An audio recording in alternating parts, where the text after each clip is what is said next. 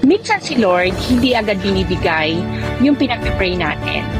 Kasi bago niya ibigay ng buo, susubukan muna niya kung hanggang saan ang patience at tatag mo. Yung tipong, kaya mo ba bang magtiwala kahit wala ka pang nakikitang resulta? Kaya mo bang magstay faithful kahit puro waiting season ang nararanasan mo? Ang delay ay hindi rejection, preparation niya. At kapag handa ka na, ibibigay niya hindi lang yung hinihingi mo, kundi higit pa sa inaasahan mo. Kapit lang. Trust the process. And remember, God's timing is always perfect.